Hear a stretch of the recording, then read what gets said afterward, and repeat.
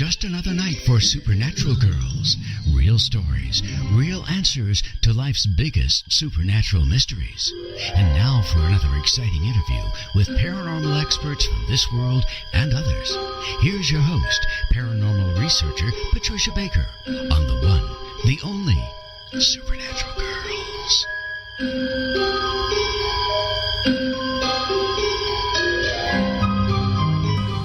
Welcome, everyone, to another exciting episode of Supernatural Girls Radio. I am your host, Patricia Baker, and I am here with some very special people tonight. First of all, my excellent co-host, numerologist, Patricia Kirkman, PK. And how are you doing tonight, PK? Absolutely fabulous. We're getting more rain. I love it. Oh, in Tucson, that is a wonderful thing. Well, good. Well, welcoming you to the show. And now we have a very special co-host who's joining us. And that is our dear friend, Becky Andreasson. Hi, Becky. Hi, Patricia and Patricia. Hello, darling. Hi. Good having you with us. Yes, wonderful. Yes, I'm happy to be here tonight. I'm excited. Oh, yes. Well, this is your thing. I mean, you are our very own UFO abductee. And as everybody knows in the audience, we have a really terrific and unusual show tonight. We have with us Helen Littrell, who is the author of Raechel's Eyes. Now, this is a strange but true case of a human-alien hybrid. This is going to be fantastic. We have a few things to talk about first before we bring Helen onto the show. So let's start, first of all, with our numbers. PK, what do we got going on for tomorrow? Well, we're in a brand new month, which deals with family, relationships, wanting everything perfect, alternative medicines, which is a hot number right now, and paying attention to alternative dieting, meaning choice of foods, etc., which is excellent. And tomorrow is an 8 day, so we're going to really feel like we're in charge of what we're doing. That's going to be a nice change. The most important part to think about for this month is, as much as we want everything perfect, we do need to allow others to make their own choices. Otherwise, we're going to be considered meddlers, and we don't want that one. No meddling for us. To each his own, right? That's right. My goodness. Well, it sounds like pretty good energy coming in tomorrow for all of us. It's so that's great. Excellent. Well, we also have a little bit of paranormal news, and this ties in with our show tonight. There is a neurologist, Dr. Michael B. Russo, in Hawaii, and he was using a special electroencephalograph machine, a dense array encephalograph machine, with some of his patients who were complaining of headaches and things like that. But they also shared a similar bond here. They all felt they had been abducted by extraterrestrials. So he started measuring their brain waves, and what he found was startling. He actually found there were patterns across these patients. In the parietal lobe, it showed abnormalities in brainwave activity. Now, this is the first I have heard that any science has backed up that there's something going on with abductees' brains. So this is a very new subject that's coming up, and it's, I think, wonderful for the abductees who have been afraid that they're all alone in this, that they're hallucinating or imaginary. This is all their imagination. Now they're finding out through this doctor that there is a change in their electrical brainwave activity. And again, across the board, all of the alien abductee patients are very similar. And they're also similar to people who have had traumatic brain injury, which is also interesting. So it's not so good, but it is for abductees, I think. And Becky, you'll have to join in on this one. I think it's a good thing to know that there really is something going on with brainwaves with abductees. Yes, I think it's wonderful because that even shows the ETs tinkering with the body. I mean, it shows it. Science is finally stepping in and taking a step up and proving something. And this could even go further. this could really even go further, and it would be amazing to be able to study that and have people come forward and find out, the different degrees of the brain waves. And, like someone who has been abducted all their life, or someone who has just recently been abducted, or someone who may not even know they have been and find out they have. This is fascinating. I love it. It is. It really is exciting news. And again, more validation for people like you who've had these experiences throughout your whole life. And it's in a way, it's comforting, I think, for abductees to have this information. Well, tonight I promised that I was going to give new information to our audience, to all of our listeners, about aliens among us. Now, not only do we have Helen Littrell on the show tonight, which is going to be a rip-roaring show. I can't wait to get her on.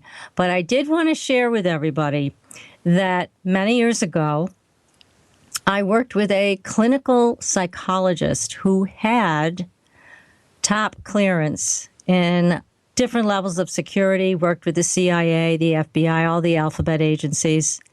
And one day he confided in me that, in fact, there were aliens living among us.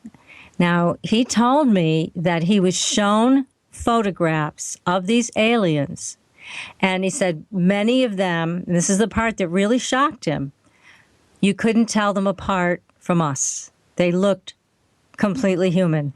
And he was told at that time by these people in the military that a lot of them had integrated themselves to our own neighborhoods. And again, we would never know that they were not from here.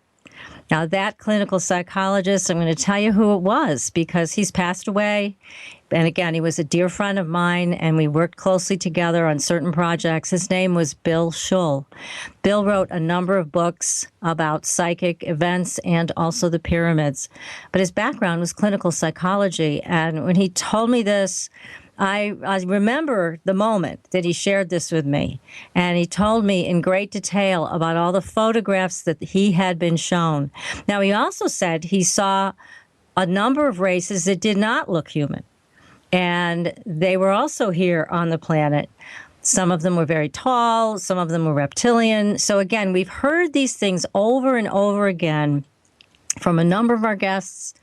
But this is the first time that I've been on the radio with all of you guys, my friends, my audience members, all of our listeners, to share this with you. This is what Dr. Schull had to say. So I'm sharing it with you tonight. And if you don't think this stuff is real, you better think again. It is. In the meantime, we are going to introduce our guest, Helen Littrell. Now, Helen has had a remarkable experience with an alien hybrid, and she is going to join us in a minute. We all highly recommend her book, which is called Raechel's Eyes. And Helen, welcome to Supernatural Girls. Yes, welcome. Thank you. Thank you so much. It's a real pleasure to be on your program. Well, thank you for coming on our show. I mean, you were living what you thought was a very kind of a normal life. You were in an unhappy marriage, but you did have your daughter at home, Marisa, and she was in junior college, and she moved out to start her life at college, and her roommate was this very unusual person. And my goodness, it was like you were just thrown into the X-Files. So tell us about this. How did this happen? Well, I'm still not sure, although I guess I'm more sure than I was at the time. I thought it was just sort of a happy coincidence that the two girls got put together in the apartment because my daughter needed someone to help her out with the rent and utilities and that because she didn't have too much money of her own. And this unusual-looking person, who turned out to be Raechel, appeared almost instantly. Actually, it was within a day or so of my daughter's asking for a roommate that could help out.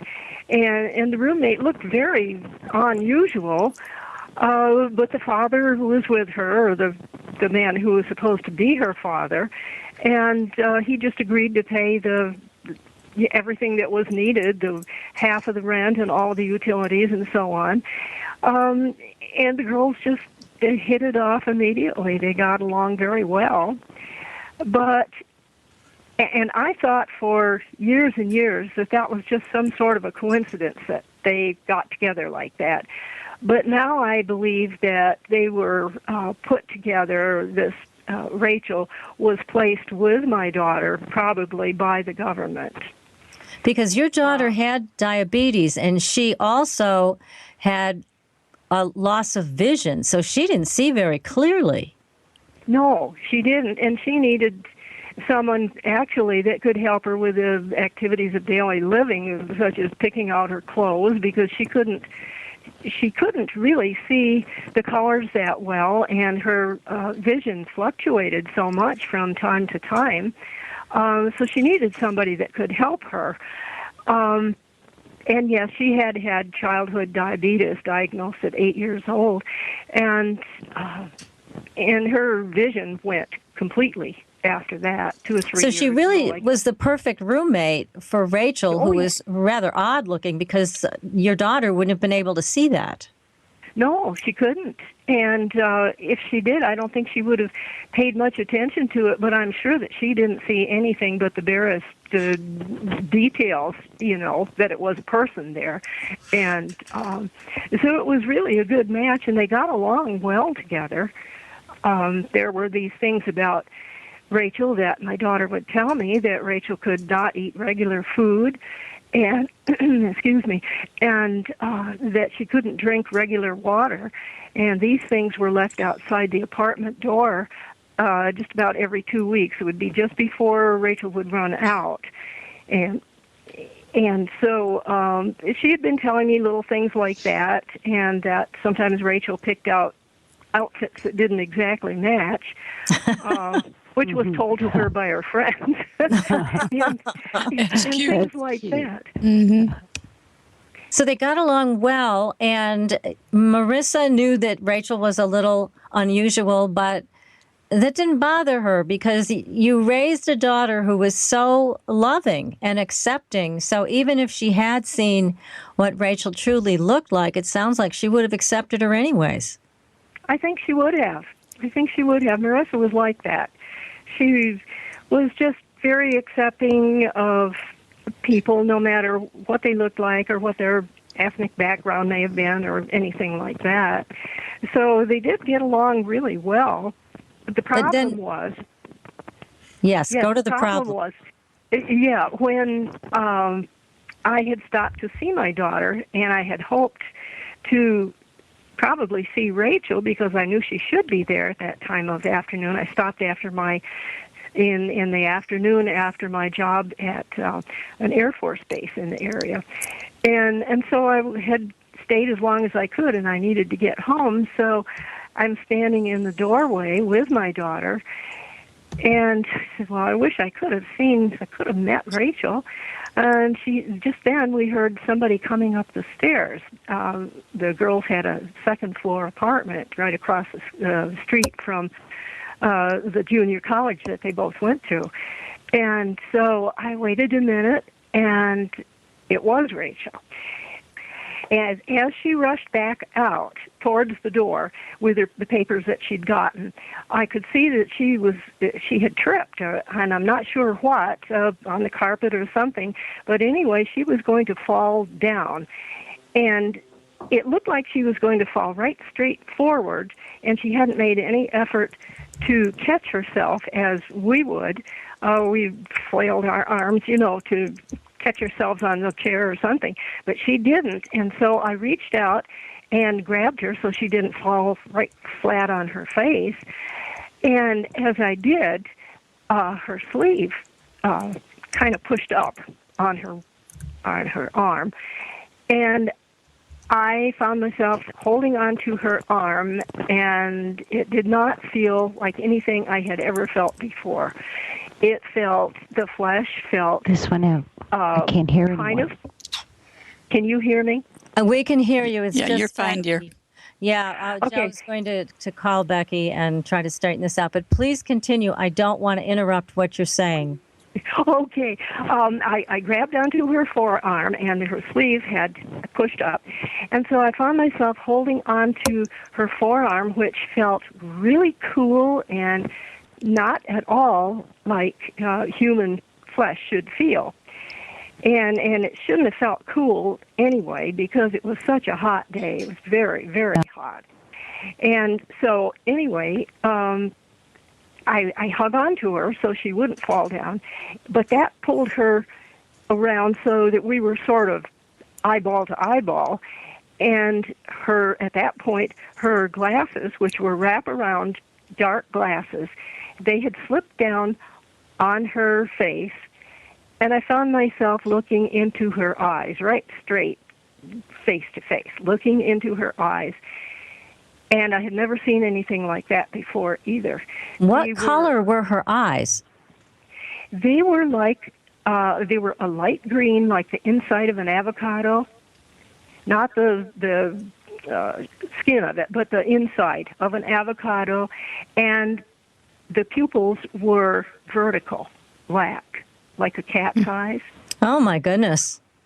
Now, And did that scare you when you saw? I mean, that's a really unusual sight to see. I mean, somebody's eyes looking almost either cat-like or reptilian.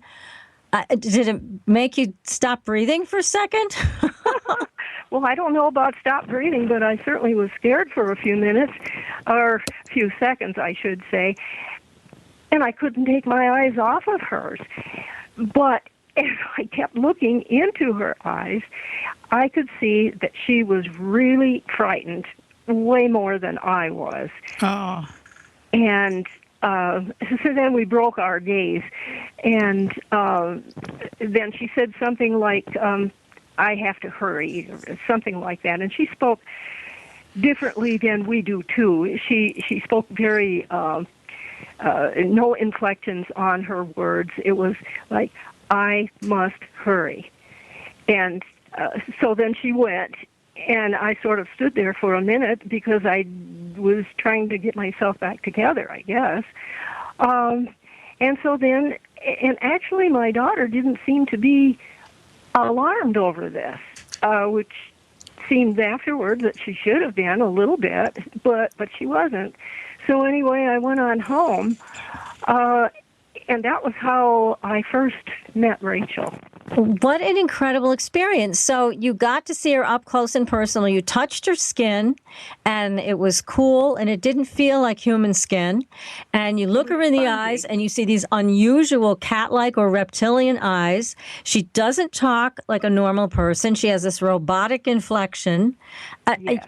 My goodness, what in the world did you think after this incredible connection with her?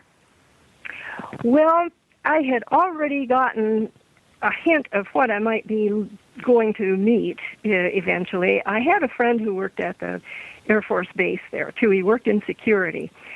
And since I hadn't been able to meet Raechel right away after I heard the stories from my daughter, that she was kind of unusual, I contacted this man because he was high up in civilian security.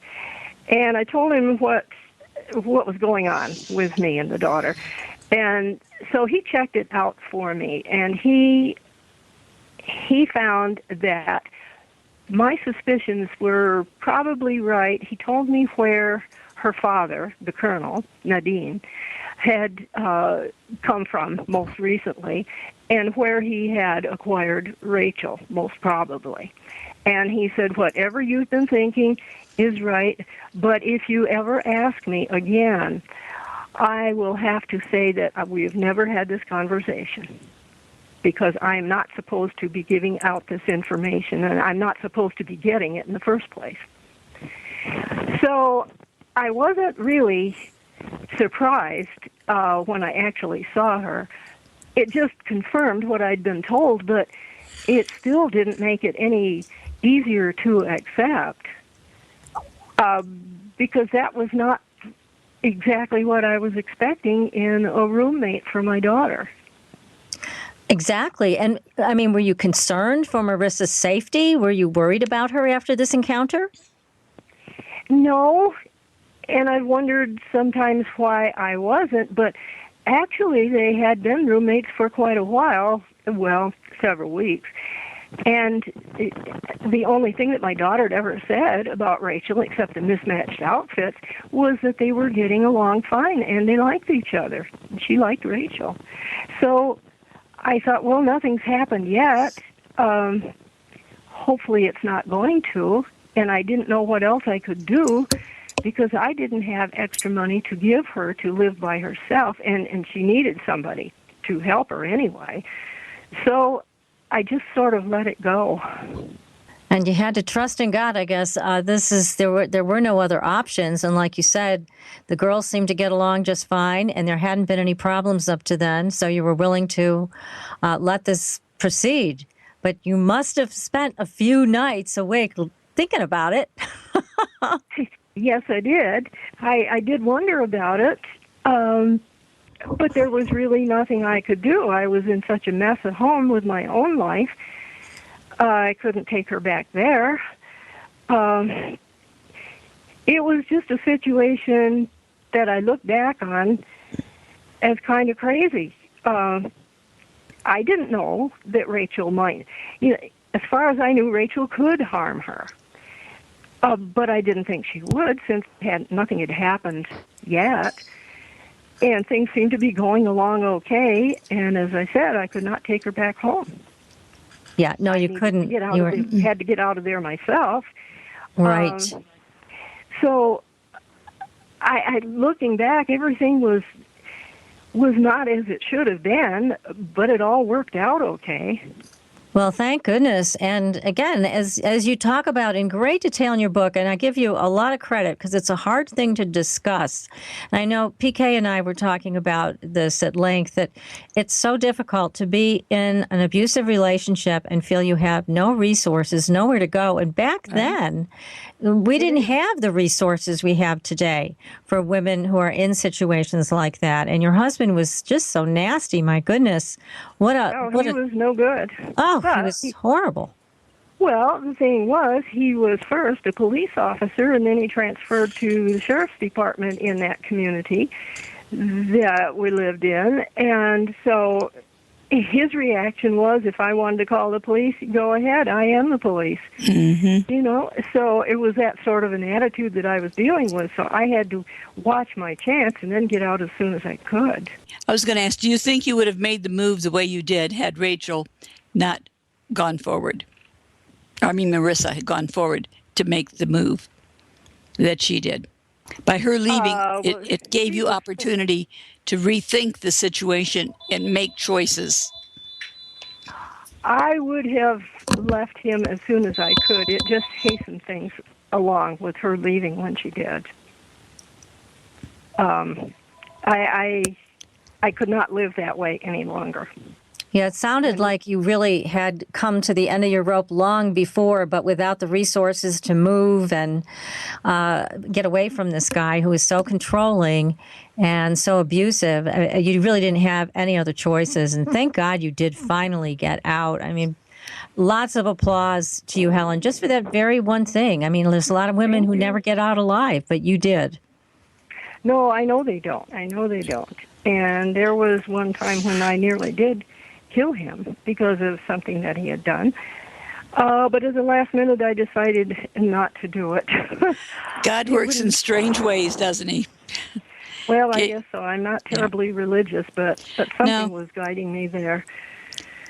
Yeah, you didn't want that on your hands, but you certainly needed to be free of it. And thank God you found your way to make that happen. That's terrific. Now, we've got some questions here from the chat room. This is from Sky33. He or she would like to know, could your daughter sense or feel something different about Raechel? I think she did. But I don't believe that she could quite put her finger on it. Because Raechel spoke so differently. She spoke like a robot, like a robot. No inflection, no change in the tone of her voice, and she used no contractions. It's like she hadn't spoken English for a very long time, although she really had. It was I think that manner of speaking was ingrained in her. I'm not sure that she could have ever overcome that. And, well, yeah, and that you also describe in the book from the Colonel's perspective, Harry, her father, that it was difficult for hybrids to speak because their vocal cords were arranged differently, their mouths were very narrow. So there was a physical challenge to be able to speak. They were really telepathic beings. Well, and also many of them, their noses were kind of flat and almost like two holes there to breathe through. And with us, we use our nose to speak. The sound comes through that, too, as well as through our mouth. That's true. That's true. So it was a physical challenge that she was taking on, and also just, again, getting inflection. There's so much to speech. And again, being purely telepathic beings, this sounded like it was, even for her, frustrating that she couldn't master this. I think so. I think so. And she had no fund of knowledge, such as an ordinary teenager would have about... I don't know, singers or bands or movies or anything like that. She seemed to be just unaware, completely unaware. Exactly. Now, she also had longer arms. You describe in your book that her arms were longer than normal, very spindly and longer. Right, and her legs were sort of long. It seemed as though her body was shorter in comparison.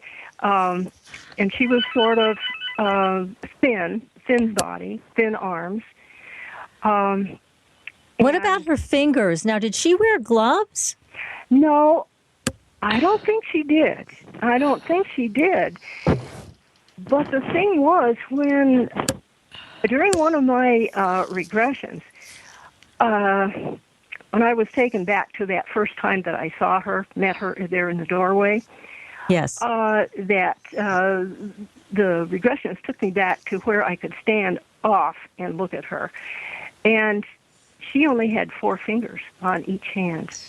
Just 4. Now, was she missing a thumb? Is that the one that was missing?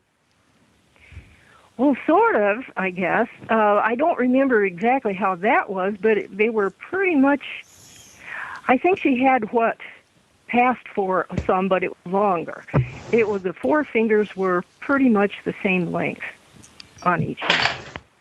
Very unusual. Well, again, this does fits the description, of a lot of things we've heard from people who have come forward to say they've met someone like this. But your experience is profoundly different and much more personal than most of what we've heard. This is really an up-close and personal experience. Well, everybody, this is a great, great subject tonight. We have a wonderful guest, Helen. We're going to get Becky back on the air with us to further this conversation and get more deeply into it.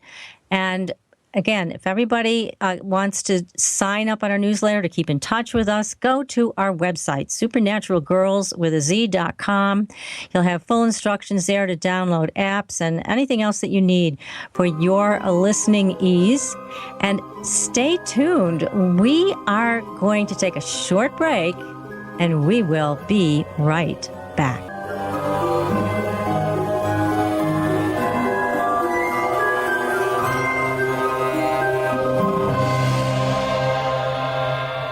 Listening to IRN, the Inception Radio Network, Chicago, Illinois.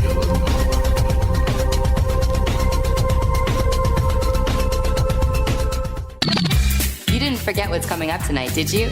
Hi, Inception Radio Network listeners. This is Amanda. Never miss that interview you were looking forward to or the show on your favorite topic. Follow IRN on Twitter, I_R_N, and get reminders about the evening's live shows as well as fun and important updates throughout the week. That's I_R_N, and never miss a great show again. Hi, can you hear my voice? Imagine how many other people can hear it too. If you have advertising needs, then look no further. The Inception Radio Network currently has openings for on-air advertisements and radio show sponsorships. Given any thought to your target demographic? Inception has you covered there too. Advertising on a network gives you multiple opportunities to advertise on a wide variety of radio show broadcasts, and we have one to fit every advertising need. You know, in recent years, internet radio has exhibited a phenomenal listener growth. An Arbitron Edison survey shows that online radio boosts at least 33 million unique visitors each week and 54 million each month. And that number amazingly continues to grow. And these listeners are a part of many businesses' core demographics. And surveys have shown that internet radio listeners are far more likely than regular radio listeners to spend money on a whole range of activities. You know, internet listeners vote, they dine out and eat fast food, and they grab a cup of coffee. And here's the interesting one. They buy items online at a much higher rate than all other market segments combined. Internet radio also enables businesses to connect with consumers during work hours, where increasingly more lifestyle decisions are being made. Advertise with the best. The Inception Radio Network offers competitive advertising rates to fit just about anyone's advertising budget.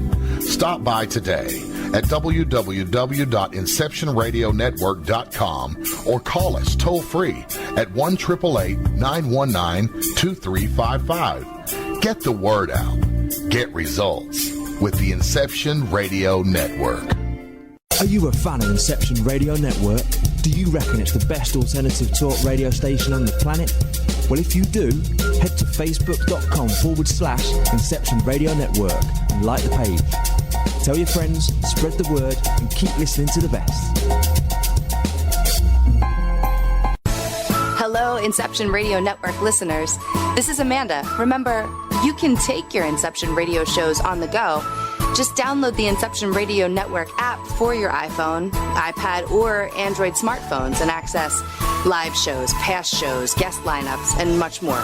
Just visit the iTunes Store or the Google Play Marketplace and download it today for free. Your property tax bill. Have you seen it lately? It's frightening. Your property taxes are going up while your home value is going down. It's time to fight back and win. For the real truth about the property tax system, get attorney Pat Quintilian's book, Are You Getting Screwed on Your Property Taxes? How to Find Out and How to Fix It. Attorney Quintilian answers all your questions and gives you the facts you need to fight a property tax bill that is spiraling out of control. You'll also read about what happens to property owners who don't check their property records, only to find out too late they're taxed on square footage, fixtures, and even buildings that they don't own. Is this happening to you? Learn your rights. Buy attorney Pat Quintilian's book today.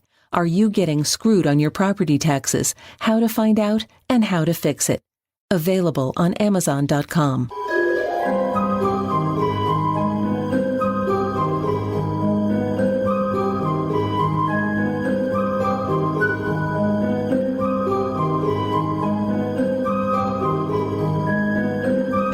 Welcome back, everyone, to Supernatural Girls Radio. Again, I am your host, Patricia Baker. I am here with PK and with our very own abductee, special co-host tonight, Becky Andreasson, and our guest, Helen Littrell, who is the author of an amazing and very informational book called Raechel's Eyes. We are talking about aliens among us. So welcome back, everyone. You can call in at 888-919-2355. Again, that number is 888-919-2355. And you can join us in our chat room if you prefer to do that. So again, don't be shy. Join the conversation. It's a great one. So, Helen, again, here you are. Now, we've got Becky back on the air, and I know she is just itching to ask you a million questions. Yes, so right. It's, again, this amazing story, this amazing experience. Here's your daughter living with a very unusual girl who you don't know yet is a hybrid, but you eventually find out that she is. Yes, I do. At least pretty sure. When she came to Four Corners and the Colonel rescued her, her care was, medical care was kind of taken over by a hybrid or nearly 100% alien scientist named Chisky, who was there at that site at Four Corners, working in the medical labs, working with some of our scientists, teaching us different things about cloning, and which wasn't really all that well known at that time, because this was back in early 70s and 72 and 3. And he determined that she was probably at least 2/3 hybrid. And so he had to come up with a special formula that she could eat and liquid that she could drink, which turned out to be then what was provided for her at the outside of the apartment that the girls lived in about every 2 weeks, about as she was to run out. So it was actually his determination, as well as the Colonel's, that she certainly wasn't all from here, because he knew this because he rescued her from a craft that had crashed at Four Corners. And she was the only survivor in that crash, right? Right. The other ones, I don't remember now if there was two. I think there were two other ones, but they died on impact.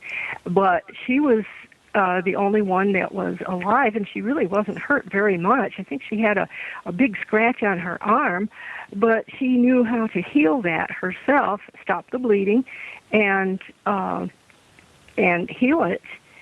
And so he took her back to the medical facility to have her checked out by Chisky, because he knew Chisky would know what to do. He didn't know exactly what to do himself. He knew she wasn't from here. That healing that she used on her arm was something that she showed me how to do, too. Unless it's an artery that's cut, I know how to do the healing, too. And I found that's a very valuable thing to know. Now, she also had the ability not only to heal herself, but to heal other people. And she gave your daughter a gift. Can you talk about that? Yes. I got a phone call one day at work, and from my daughter, and she was just beside herself. She had gone back to the apartment at noon and expected to find Raechel there, which she usually was because their schedules were different. And she walked in, and there was no one there, and she looked and felt around, and her eyesight was not 100% gone at that time, but she couldn't see very well. So she felt and looked around the best she could, and there was none of Raechel's things there. Even bed was there, and the mattress, and the dresser. But that was all that was there of Raechel's things. So none of her food supplies or her water supplies that were so unusual, none of that was there either. It was all gone? It was all gone. And she couldn't imagine how it was, because the jugs of water were like, I don't know how big they were exactly. They were like 5-gallon jugs of water. They were really big and heavy, and she was pretty sure Raechel couldn't lift them. So anyway, she looked around and nothing there, and she said that she went around and around and looking for some little clue, and there was nothing until she went back in the bedroom, and there was a note taped to the dresser, the mirror on the dresser. And she took it down and sat down on the empty bed and read it. And it said, I am sorry to leave you. You were my best friend, but I have left you a gift. It was signed, Love, Raechel. And then she realized that she had read the note, something that she couldn't normally do without her magnifying glass, and even then it would have been very difficult for her to do it, but she didn't have the magnifying glass then with her right at that time. And so the gift that Raechel had left her was improved eyesight, and it stayed improved until the day she died. It wasn't 100%, but she could read street signs, and she could read a lot of things. And so that was the gift that Raechel had given her. So I think that was a pretty big example of healing. And what did you say? Excuse me. And what wouldn't you say that they there at Four Corners and other places dealing with these hybrids and ETs, that they have the knowledge and understanding of healing everything that we've got going on out here, or 90% of everything, yet it's not released so it can be done to help those? Oh, yes, they had the knowledge, and they were teaching us in Chisky, and sometimes there would be another comrade of his from Zeta Reticuli would come, and they would work with our scientists about different kinds of healing. But as far as I know, none of those methods came out until just the last few years, and this was back in 1972, and probably going on before that. But we weren't allowed to use those things. And you weren't allowed to use them, so they wanted them kept there in secret. They didn't want to get them out to the world to, knock off these doctor bills and these doctors that keep on giving us stuff half the time that isn't right for us, right? Oh, right. Yeah. And that's to what me, I believe. That proves what you say also about emotion, because they have to have some kind of loving emotion or not to hold this back and let people suffer out there. And that's exactly what they're doing now, and have been doing for a long time. They're trying to learn emotion, right? Yes.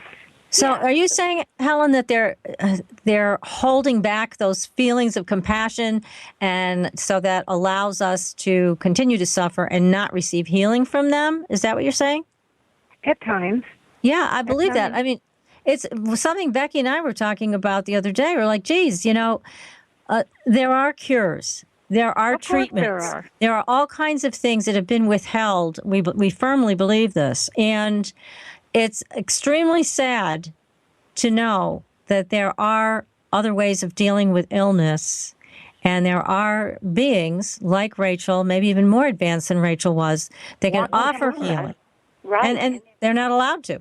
Or they choose not to. I don't know which it is. I think they're not allowed to. I think because reading your book, it seemed to me that all these ETs, or 90%, 98% of them, are given orders. In other words, they don't have emotion, which is free will. They don't have it. Even in there, you were stating something about them not having souls. Well, to have a soul, you have to have a choice, yay or nay. So it seems like they're getting told what to do and not releasing it. So somebody at the top is not showing compassion. And I don't know if it's at the top of their echelon, right, or the top of ours. Right. Probably both, a little of both. Well, right now, I have a son who has hepatitis C, and there is supposedly a new cure out that's 98% effective. And he's under VA care. But the medication is $1,000 per pill. Yeah, there you go. Look at that. And the VA won't give it to him because they only give it to those that are on their deathbed. Well, what kind of sense is that? That's right. He's not on his deathbed. He needs that medication. He can't have it. And we don't have the money to spend because I think it is 84 or 85 treatments. We don't have that kind of money. Right. Nobody does. Oh, why don't the government step forward and do something? Even, my goodness, look at you, your life going through and dealing with them. If you had something wrong, or even Marisa, why didn't they heal it? I mean, you've sacrificed and opened up to work with them, whether you're being told to or free will work with them.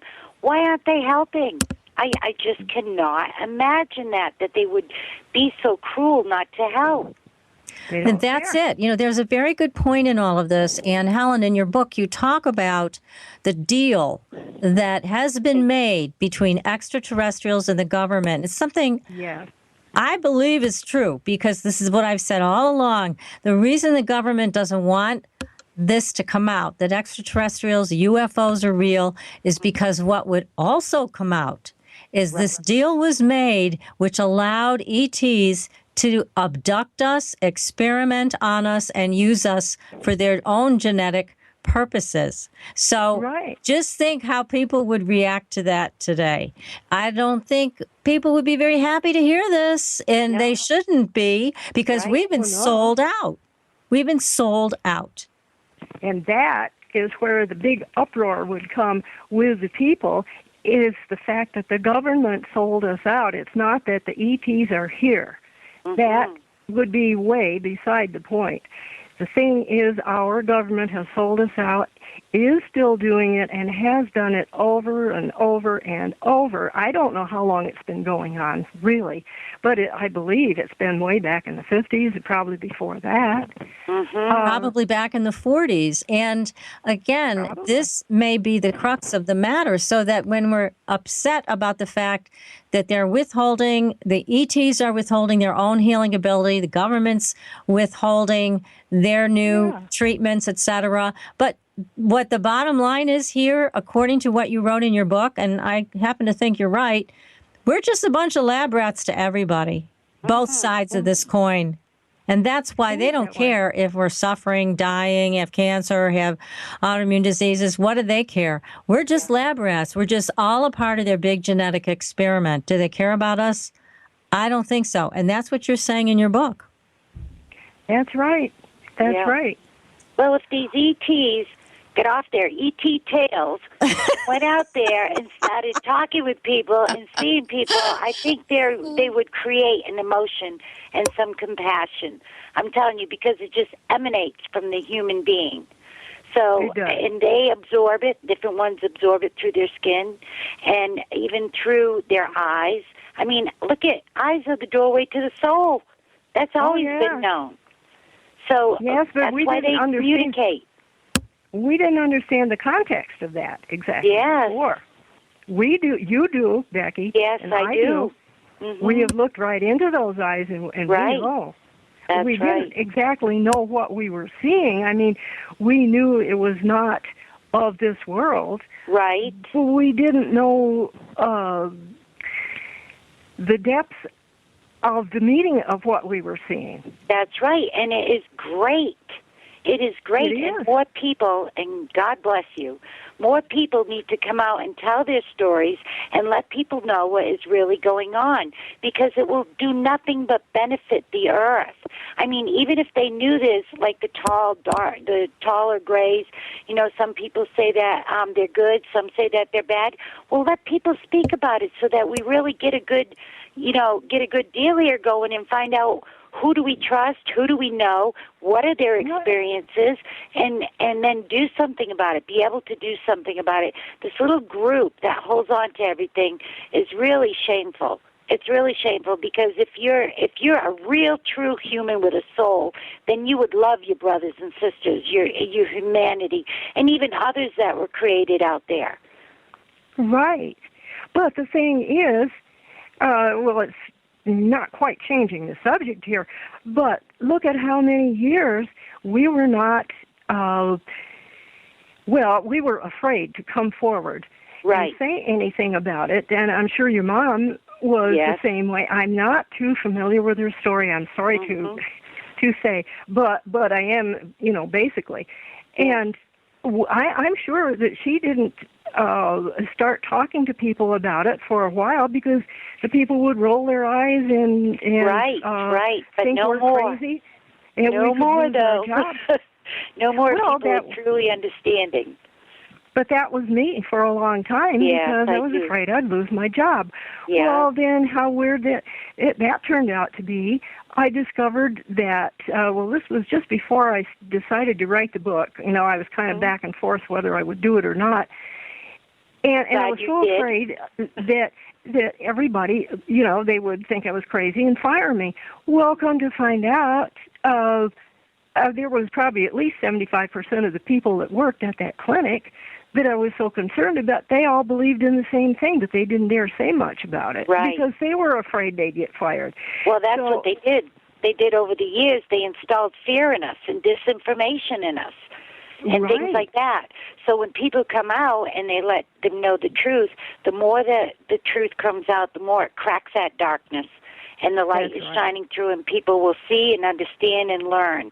And it's fantastic. Even like this, without saying too much, with you and Marisa and Raechel and the Colonel and even some of them at the base.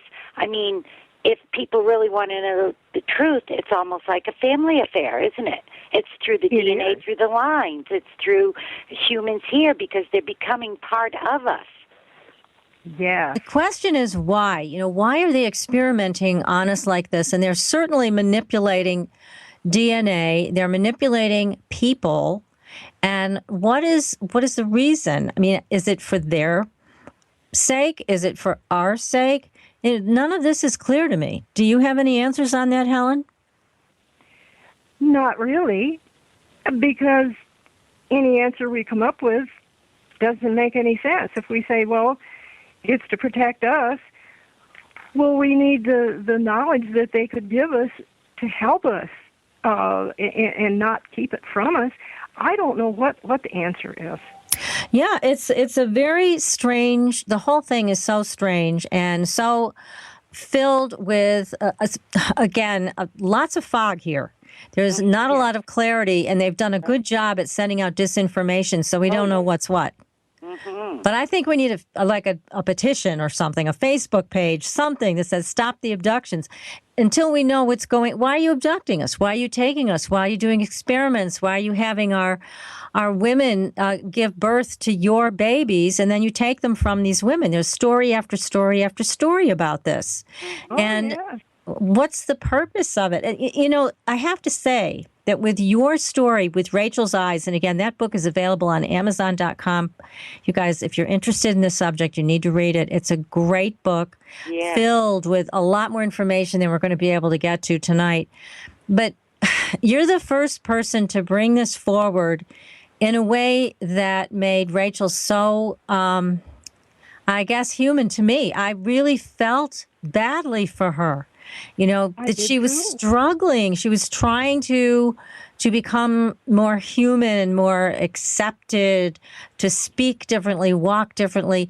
And I'm sure she was filled with frustration from what you even saw, that she wasn't quite making the mark. No, she wasn't. And I felt sorry for her. And I liked her.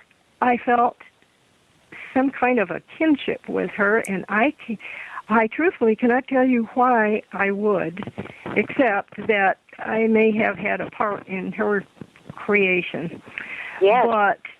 But I felt compassion for her. I guess that would be a good thing, a good way to describe it. Good emotion. Yeah, and it sounds like she had that for your daughter, and that's why she gave her that gift.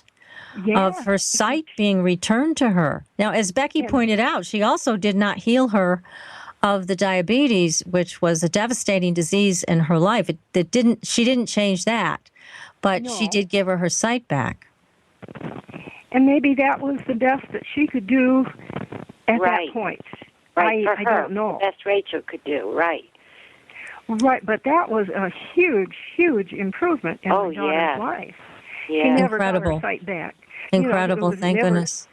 Never fully sighted, but it was to the point where she could finish up her college education and get the job that she was seeking. And she did just fine for a long time.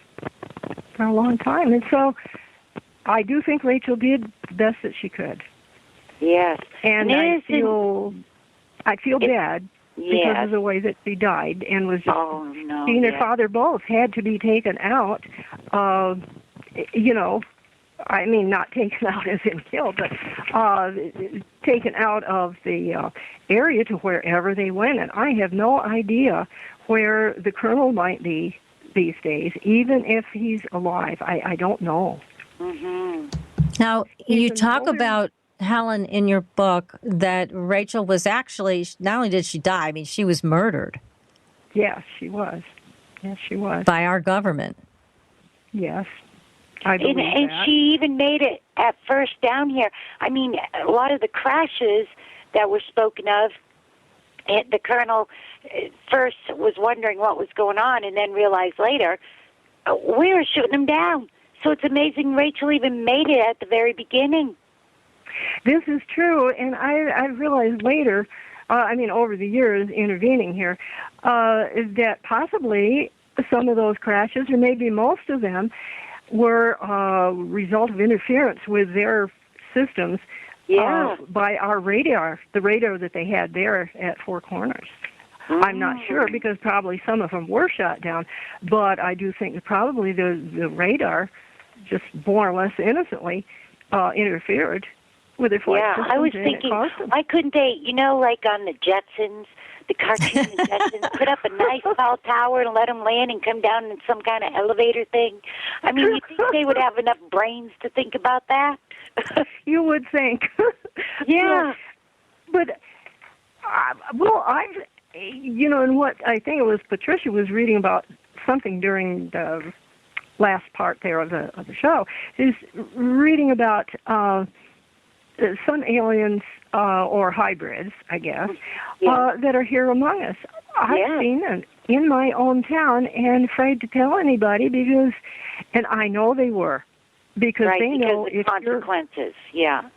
Yes, but they know that there. You recognize them. Right. It's still there. The consequences are still there. It hasn't been rectified yet, so that, people aren't threatened or hurt or all of a sudden come up missing. I understand that totally, and that's what I'm saying. That's the greatest thing that they're using, their tool against humanity, is fear. I know. And following up on it. Yeah, here's the thing. How about this? What I think aliens, extraterrestrials, only the nice ones, should come and make contact with us individually. I mean, up until this point, it seems like when they make contact with us, then we're the lab rats. But what about, instead of going through the military, who is not really friendly to them in all ways, what about coming to us? What about imparting knowledge, teaching us telepathy, teaching us how to heal ourselves with our minds the way they can? What about that? How come that's not being done? Everything being filtered through the military and our government is so problematic. Right, because we could pass it forward. Right. That's right. And for some reason, either the government, well, of course the government does not want that to happen, but for some reason maybe the aliens don't want it either, or maybe it's some agreement they have with the government. I don't know. Sometimes when I really stop and think about it, I get totally confused as what it could be, because there are so many possibilities, and some of them don't make any sense. That's right, because they even told my mom there's 70 different races coming and going here on Earth. 70 different races, and you verified that with even the word with the colonel saying all the different types that were coming and going. Some he liked, some he didn't like, like that. So, I mean, that even verified what my mom was told long ago. Well, now, excuse me, I don't mean to interrupt, but we're going to have to take a break in just a couple of seconds here. But again, I wanted to announce to our audience, if you have a question for Helen Littrell or Becky Andreasson, please go ahead, call in. 888-919-2355. Again, that's 888-919-2355. Helen's book is called Raechel's Eyes, and it is available on Amazon.com. And also, if you want to reach Helen directly, please, Helen, give us your email address so people can write to you. Okay. And you could purchase a signed copy of the book if you email me at bookladyhl@aol.com, and that's H as in Helen. Again, that is bookladyhl@aol.com, and I'll respond immediately to you. That's great. And you may have a story out there, anybody in the audience who wants to share their personal story with Helen, or maybe you know the Colonel, and you can update Helen on his whereabouts and what he's been doing. Maybe he'll come forward and come on our show sometime. Wouldn't that be wonderful? Oh, that would be awesome. Yes, it would. It would be great. It would be great. Now, we have a lot more to talk about in your book. It's just filled with, again, great information. We've got to talk about the men in black, those strange cars you saw, those guys that look like they didn't come from our time. I mean, I want to talk about that, girl. Yes. We got so much to say here tonight. Oh, my goodness. All right. Everybody stay tuned. We will be right back. We're on Supernatural Girls Radio. Stay tuned, everyone.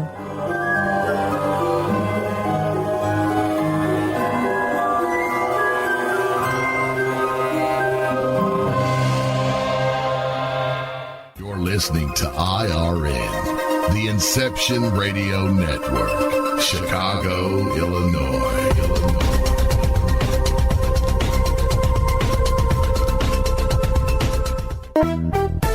Hi, Inception Radio Network listeners. This is Amanda. Just a reminder that Inception Radio Network is on Twitter. Follow us at I_R_N and keep up to date about who's on tonight, what interviews they'll be doing, who's guest spotting, what topics they'll be covering. Tweet to us, tweet about us, retweet topics to your friends, and most importantly, never miss a great show again. That's I_R_N.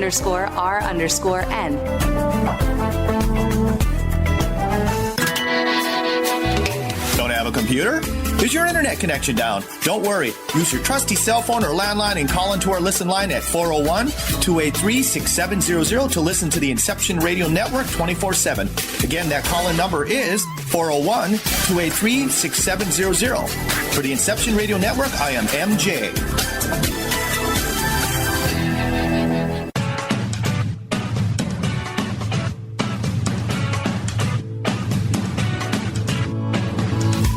Hello, Inception Radio Network.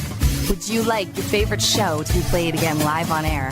Well, now the choice is in your hands with IRN's live request portal, an easy way to request your favorite show with a simple click. IRN's live request portal now gives you exclusive access to all the shows. How easy is it? Simply type a show name or a guest name, click request, even write a dedication message, and that's it. Try it now. Simply visit InceptionRadioNetwork.com, click on the live request tab under the show menu.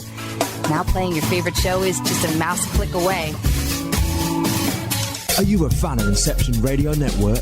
Do you reckon it's the best alternative talk radio station on the planet? Well, if you do, head to facebook.com/Inception Radio Network and like the page. Tell your friends, spread the word, and keep listening to the best.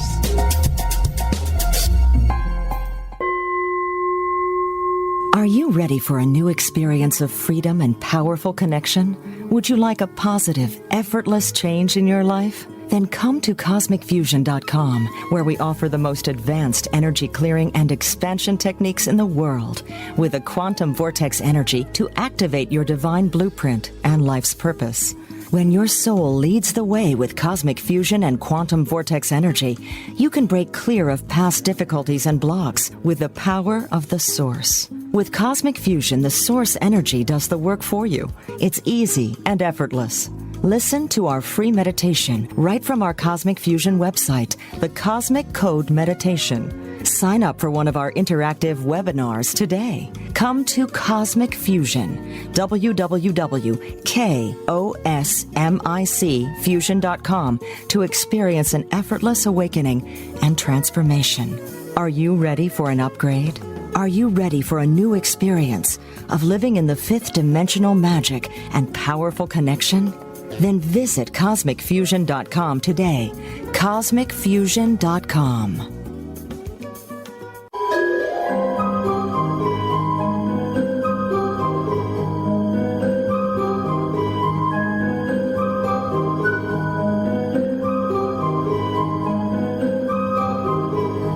Welcome back, everyone, to Supernatural Girls Radio. I am your host, Patricia Baker, and I am here with my co-host, PK, and our very special co-host tonight, who joins us live from Virginia, Becky Andreasson, our very own abductee. And we have a terrific guest who we've been talking to about some really fascinating things you all need to know about. Alien hybrids and aliens among us. Helen Littrell, who is the author of a fascinating book called Raechel's Eyes, which you can buy on Amazon.com. You can also reach Helen directly at bookladyhl@AOL.com. If you want to call in and speak with Becky or Helen, call in at 888-919-2345.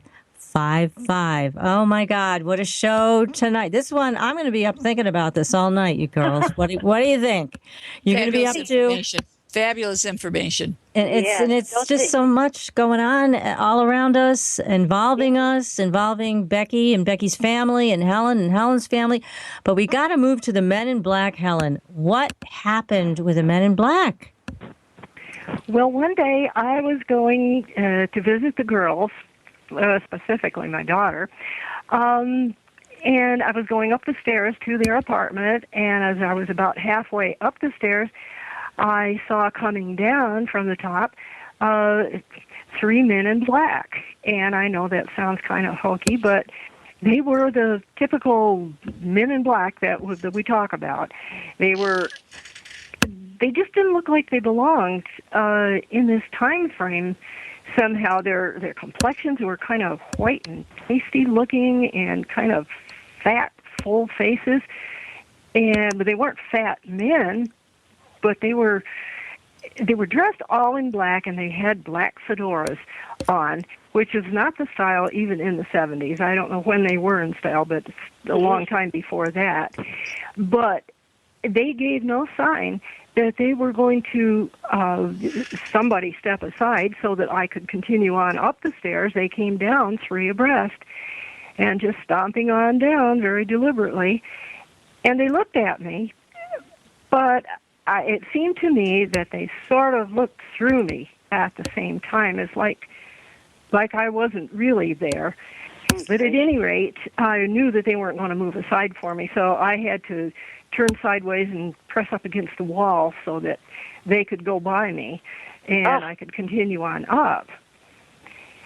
But they were not.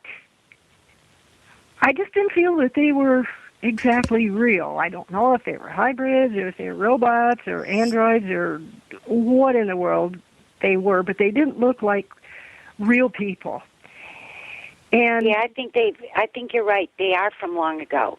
Like when we were talking there, I was telling you what I felt about the Men in Black were when the ETs came here long ago, they didn't probably understand governments and people and the different things going on until they learned a little bit more, and they needed their own soldiers. And I think that is what the Men in Black are today. They're soldiers, delivery boys, soldiers, whatever is needed. Well, they were sort of that, delivery boys or whatever, or checkers, because they came every 2 or 3 weeks to check on Raechel's progress. Mm-hmm. And when they came, which she seemed to always know when it would be, but it could be different times of day. It might be in the morning one time, the afternoon the next. Marisa would have to leave. They would tell her, and Raechel would tell her. Right there. That sounds like a form of a soldier, a command. Right, and I don't know what they did, and she would never tell Marisa exactly what they did, but I don't know. It was my assumption that possibly they did some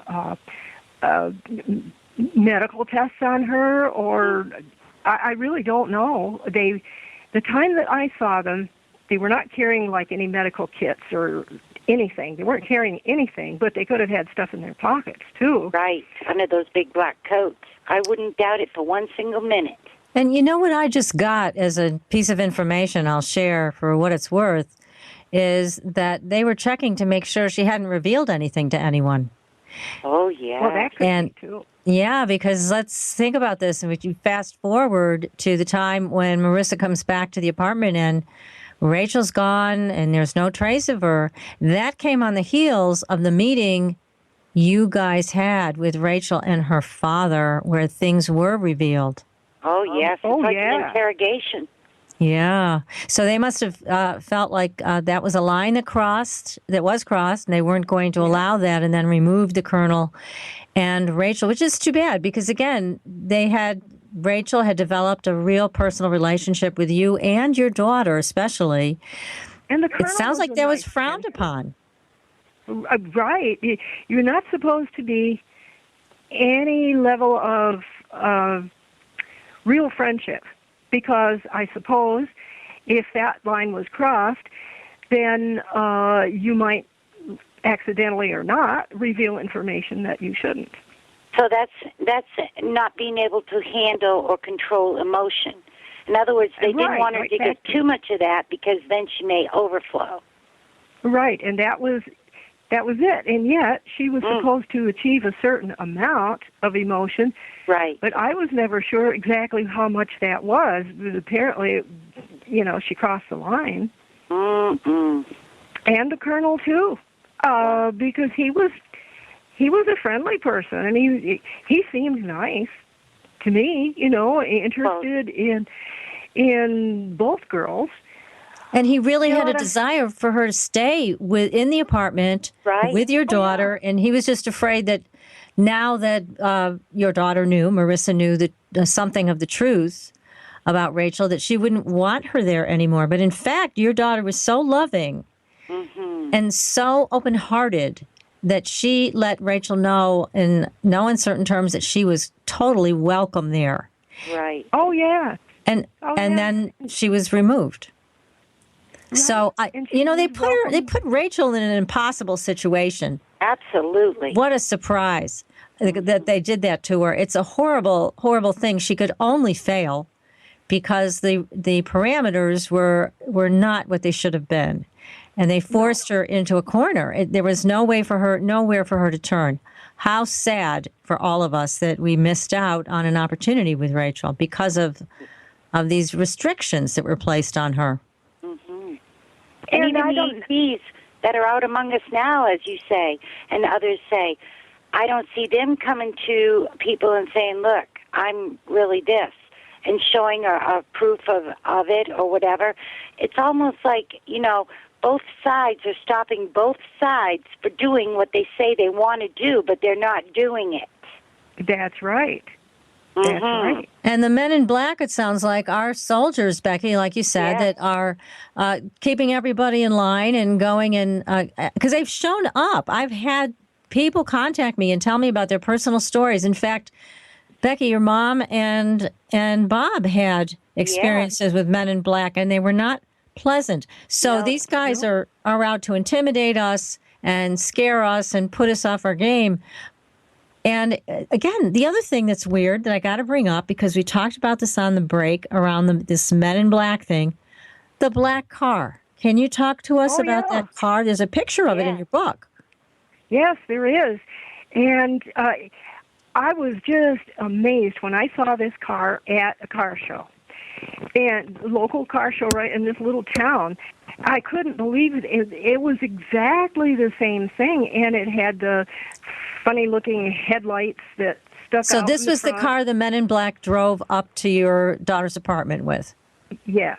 Okay. And I had seen it there before, but trying to think when I did see it. I saw it there 2 or 3 times before, but I didn't see the Men in Black those times. Whether they were visiting someone else in the complex, my God, I just thought of that. Yeah. But it certainly could have been. Yeah, but I had them close. Yeah, it was exactly the same car when I saw the one at the car show. And, well, maybe not the identical one, but this one that I saw at the show was the parts had a serial number or date or something. It was a government car, and it was manufactured in the early 30s, 31 or 32. And it was definitely a government car. It was just like brand new, beautiful inside. Of course, the owner maybe had restored that. I don't know. But the engine was original.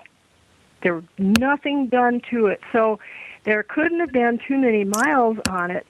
But I was talking to the owner about the Men in Black, not too much detail.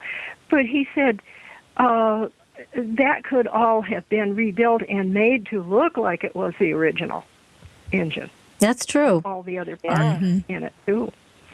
So I don't know, but that in itself just gave me the chills whenever I would see it.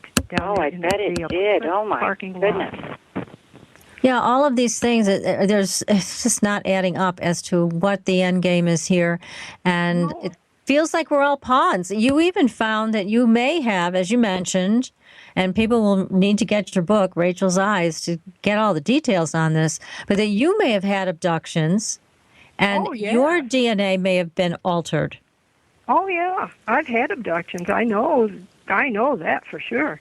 And I do not know, but a friend of mine brought it up to me just within the last week that during one of my last abductions, I had a mark put on the outside of my right lower leg, just above the ankle.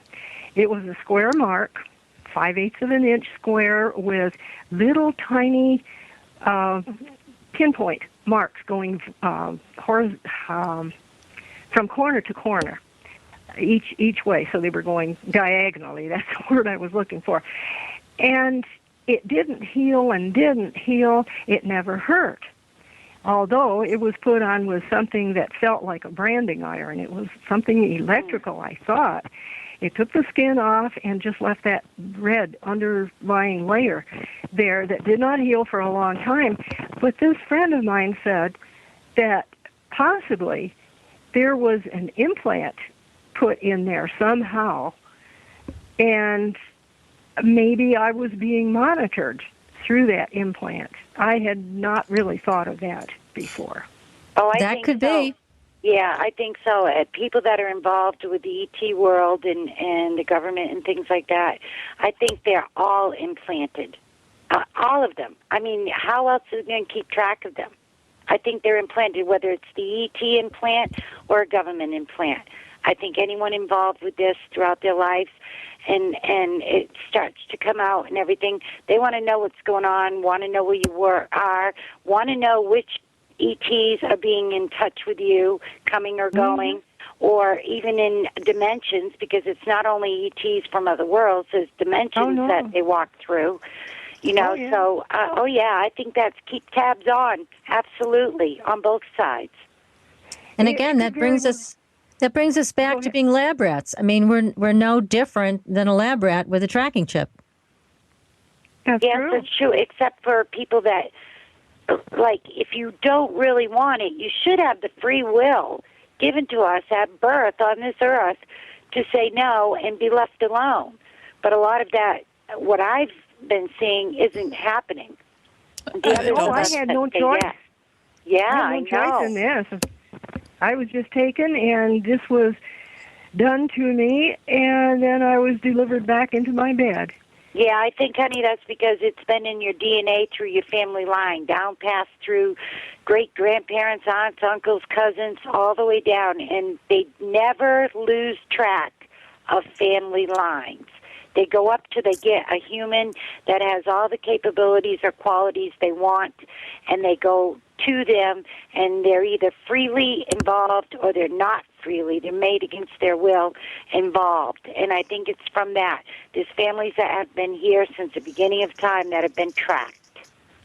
You mentioned something about the quality or what a person is drawn towards. What makes that person different? What makes that lineage where they keep going back over the same lineage? What do you think draws that? Are you asking me? Yes. Oh, yeah. I think it's because at the very beginning, whoever they chose first in our lineage all the way back, they have tampered with the DNA. So when you have children and so on and so on and so on, that DNA is instilled and built in you, and they just update it, or they go in after looking at it to see how you've developed through either the person or their family lineage, the children that are born to them, and so on up to today's date. I think that's what's going on. They're either updating or checking what's going on. Have you used it? Does this child have more DNA that we're looking for than this child? And that happens. And I think it's all kept in records and tracked to be involved with the ETs.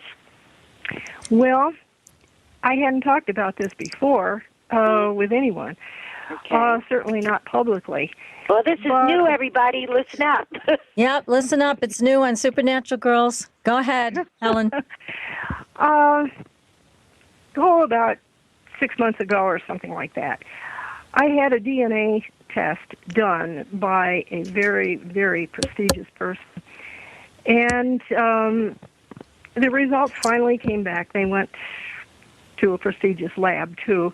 But I finally got the results back, and my DNA is 99 point something, that fraction of that last point. Pure, going back centuries. This is a matrilineal. See? Going back as far as it would go. So what you're saying is that you have a matrilineal line that is almost 100% of what? I mean, is it Eastern European or what is it? It is Northern European. Northern European. That's very interesting. So you don't have a mix. Yeah. No. I have that fraction of a point that's not accounted for, and they decided not to do that. That is unusual, because I know I've had my DNA done, and many of my friends have. And so you're not a Heinz 57. You have almost 100% purity in your genetic lineage. That's really unusual. Yes, well, see, there you go. That shows you something right there also. Yes. That's what you said, Becky. Yes, and then the unknown DNA, even though it's a little percentage, well, it's not unknown to us where it comes from, is it? No, it isn't. Right. It isn't. Yeah, you see, I think we're starting to figure this out here. Mm-hmm. And I was, I had never even considered having my DNA checked because I couldn't afford it, but this was a special deal and it didn't cost me anything, so I went ahead and had it done. But that's wonderful, but that gives you an answer. It does. It does. Yeah. It took a while for the answer to sink in. I mean, I knew what it was. I understand how these things are. Mm-hmm. But I thought, well, it couldn't be me, but it is. It is you. And it explains a lot, doesn't it, about you and Marisa and Raechel and how all this came to be? I mean, it was no coincidence. No, there were no coincidences in this whole story. But I didn't realize it at the time. Right. I don't know why.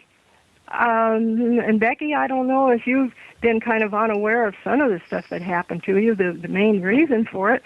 But I certainly was. Mm-hmm. It just took time for me to think, well, it was quite some time before I could say, I'm an abductee. I couldn't say that. Mm-hmm. I mean, I knew I had been abducted. Well, what else would I be but an abductee if you've been taken? But I couldn't say the words. Right. Well, it can be traumatizing, especially if you're like, no. I mean, that's something that is huge. And then you can't tell anybody because they disinformed everybody and made people who've had experiences look like they were crazy. I mean, I bet you in the 1930s and 20s, I bet you half of the hospitals there where they were put in and mentally disturbed, they were not mentally disturbed. They were being visited. I bet you half of them were that. Oh, well, it's quite possible. Mm-hmm. The family that I lived with threatened to have me committed if I kept on talking about things that I saw when I was a child, so I shut up for a long time. Unfortunately, that happens. That happens to too many. Hey, we've got a question for you, Helen, from the chat room. I'd like to ask it. It's very interesting. Neutron has this question for you. I'd like to know if you've ever recollected during an abduction the appearance of a black box near you, followed by noise, and then an out-of-body experience where you see your body on a table and a clone next to you. That's part one of this. Has that ever happened? I have not had that particular experience, but this friend of mine who thought I might have an implant had a dream or something where he saw me on an operating table with what probably was a clone standing beside me and doing different procedures. Interesting. Well, and here's the second part of the question. Neutron would like to know, are you Rh negative blood type? I don't remember. I don't think I am. I am not positive of that. I'm sorry, I can't give a definite answer on that. Well, that's okay. Neutron, you sound like you know what you're talking about, so thank you for writing these questions in. Very interesting questions. Well, if he has I'm more curious questions, also, maybe he can contact me. is there a certain blood type that they find more prevalent in those that are considered abductees? Yes, there is, and I'm not sure of that either, but it's pretty prevalent. Probably like 80%. Wow, I got to find out my blood type. Yeah. I need to go check it, too. Yeah. There are an awful lot of us who are abducted that are in the medical profession, too. I used to be a medical I believe transcriptionist. that. I mean, that's a perfect place to be. Well, yeah. Mm-hmm. But I didn't know that until just recently. But wow. Well, when are we going to be able to really put our foot down about this? I mean, I'm happy to talk to extraterrestrials anytime. They can come visit. They can come see me to my face. But abductions, wiping my memory, doing experiments, that's not okay. Yeah, No. that part's a no-no. But the other part, hey, I'm all for it, too. Yeah, the other part's fine. You know, we can all have a nice, friendly conversation, exchange information, but I don't want to be treated like a lab rat. And, you know, there's something about the consciousness raising of that whole concept to say no to being treated like that I think may be part of our evolution. Maybe it's time that we all of us who understand the truth of this phenomenon, really stand up to that. And we can invite these extraterrestrials to visit if we want, but to say no to being manipulated, being used, and being experimented on, we're not going to agree to that anymore. Yeah, that's what do you what say, girls? They don't understand that because it's an emotion. It's a free will. It's a choice. And that is involved and intertwined in emotion. And they don't seem to understand that. I think that's what's stopping a lot of this. that could very well be because they don't seem to understand. They don't care if you don't want them to do some procedure on you. They don't care. They just tie you down and do it anyway. Mm-hmm. I don't think it's a question that they don't care. I just think they don't know. Yeah, they don't understand emotion. They're not feeling it. Well, do they understand yes and no? I mean, that's those two simple words. Yes, no.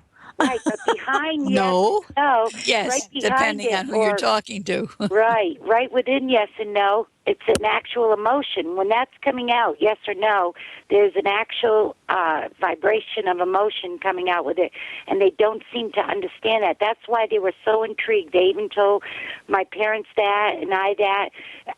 They need to understand emotion, and that was long ago. We were told that long ago, and I think that's why that they're not able to step out and go see all the people and deal with that. I mean, you'd have all sorts of emotions. Either, yes, I'd love to see you, or what Becky, the heck are you? Get out of here. Becky, I'm so sorry to interrupt, but can you believe this? We are out of time. I feel like we just got started here. Helen, we may have to have you back on the show. I think you should write another book. You're a fascinating guest, full of great information. You're very brave. And we're very sorry for your loss of Marisa. She was a beautiful daughter, and definitely, you know, it's a terrible loss, we know. But everybody, go buy the book, Raechel's Eyes, Amazon.com, and shoot Helen an email at bookladyhl@aol.com. Becky Andreasson, thank you for joining us tonight. PK, great as always. Thank you so much. We'll be back next week with another exciting show on Supernatural Girls Radio. And until then, we will see you on the Blue Highway. Good night, everyone. Good night, all. Good night.